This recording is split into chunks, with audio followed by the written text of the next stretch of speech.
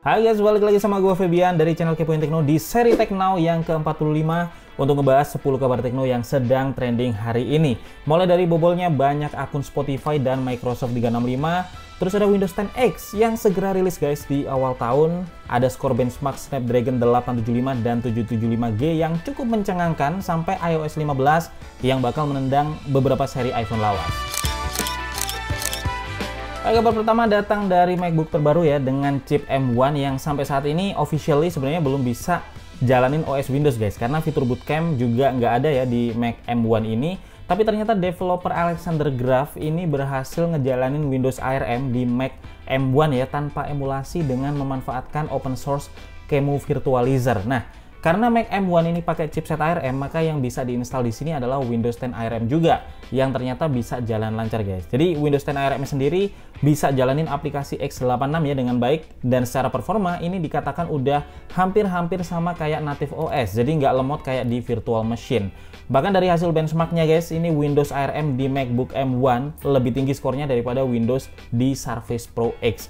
Apple sendiri menyatakan apakah Windows bisa dijalankan di Mac M1 secara official ataukah enggak itu tergantung dari Microsoft sendiri. Jadi kita lihat aja nanti gimana guys. Tetapi kalau sebelumnya Microsoft nggak ada masalah ya dengan adanya bootcamp, harusnya sih kali ini juga mereka bakal support aja untuk Windows di Mac M1. Dan kabar yang kedua, setelah kemarin masih jadi rumor, sekarang udah ada kejelasan nih guys, kalau Microsoft emang berencana mengusung aplikasi Android ke dalam Windows 10. Jadi Microsoft ini nyebut proyeknya sebagai Project Latte ya, yang nantinya memungkinkan developer aplikasi untuk submit aplikasi Android ke Microsoft Store dengan sedikit atau bahkan tanpa perubahan code. Nah, proyek ini bakal disupport oleh Windows Subsystem for Linux yang sekarang udah tertanam ya di Windows 10, dan mungkin juga bakal ditambahkan lagi guys oleh Microsoft Windows Subsystem for Android biar aplikasi Androidnya bisa jalan di sana. Nah, sayangnya nanti nggak akan ada Google Play Service di Windows, jadi artinya mungkin experience-nya bakal kayak mirip-mirip di Huawei ya untuk aplikasi Android yang berjalan di sana. Jadi nggak semua aplikasi bisa jalan normal, misalnya nggak bisa login dan sync ke Google Play Game atau hal-hal simple lain, misalnya nggak dapat push notification. Dan saat ini Windows udah support cukup banyak app ya, mulai dari PWA, UWP, Win32, dan Linux app, dan dengan ditambahnya aplikasi Android nantinya bakal makin crowded dan makin banyak lagi nih guys dukungan aplikasi di iOS Windows ini. Dan tulis pendapat kalian di kolom komentar, apakah kalian senang dengan keputusan ini atau malah ngerasa ini bakal bikin Windows makin berat dan makin lambat. Nah, kabar yang ketiga guys, ini dari chipset baru Qualcomm yang rencananya bakal dikenalin Desember nanti ya, yaitu Snapdragon 875 dan 775G. Nah, ini hasil benchmarknya di versi prototype ternyata cukup ngeri guys hasilnya, dimana Snapdragon 875 ini ternyata dapat skor Antutu sampai 740.000 atau 25% lebih kencang dari 865 Plus yang mentok di 600 ribuan. Sedangkan Snapdragon 775G ini dapat skor benchmark 530 ribuan atau naik sampai 65% dari 765G. Dan ini baru prototipenya aja guys. Biasanya sih versi finalnya bakal sedikit meningkat ya dari prototipenya, dan Snapdragon 875 sendiri bakal jadi chipset flagship yang tentunya banyak dipakai di smartphone flagship di tahun 2021 guys.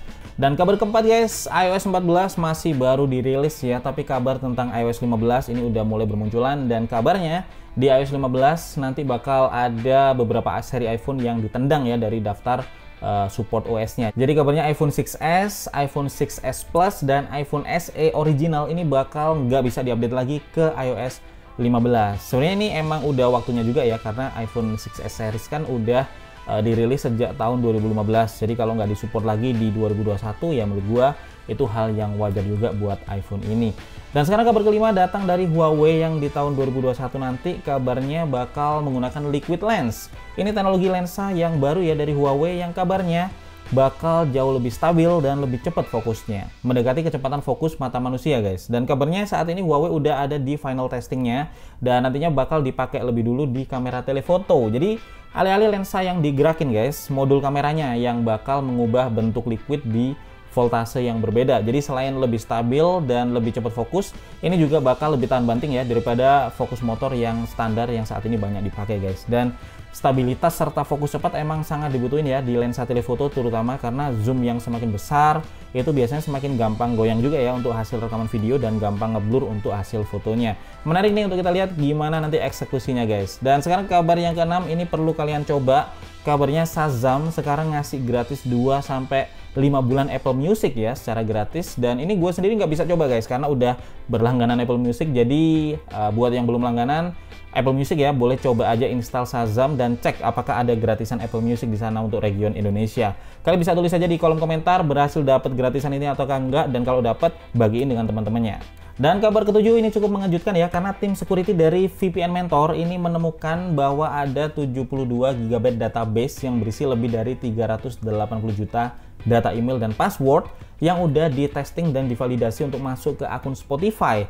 Dan ternyata ada sekitar 300.000 sampai 350.000 data guys yang cocok, dan sang attacker ini bisa masuk ya ke akun Spotify pengguna yang cocok ini guys. Nah, database ini dikatakan bukan dibobol langsung dari Spotify benarnya, tetapi kayaknya dari website, aplikasi atau layanan lain ya yang kemudian dicocok-cocok ini guys email dan passwordnya untuk masuk ke akun Spotify.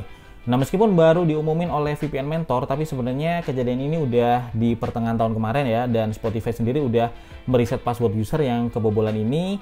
Jadi entah sang cracker ini pakai akun Spotify untuk dijual atau gimana, nggak tahu juga, tapi yang jelas hikmahnya yang bisa kita ambil adalah sebisa mungkin gunakan password yang beda di masing-masing akun guys, dan jangan samakan password di akun yang abal-abal ya dengan password penting di akun keuangan atau akun-akun penting lainnya. Dan nggak cuman Spotify aja, email dan akun Microsoft 365 juga banyak dibobol ya dan diperjualbelikan di salah satu forum underground. Nah, parahnya nih guys, yang dijual ini bukan akun sembarangan, tetapi akun petinggi perusahaan di tingkat C-class, mulai dari CEO, Vice President, Presiden, dan lainnya guys. Dan akunnya ini dijual mulai dari $100 sampai $1.500 ya, tergantung dari posisi perusahaan apa orang tersebut. Nah, lagi-lagi sebaiknya berhati-hati guys untuk menggunakan password yang sama di semua akun ya, gunakan password yang beda lah untuk lebih amannya. Sekarang kita lanjut ke kabar yang ke-9 guys. Ini buat kalian penggemar Linux Mint atau Cinnamon Desktop Environment ya.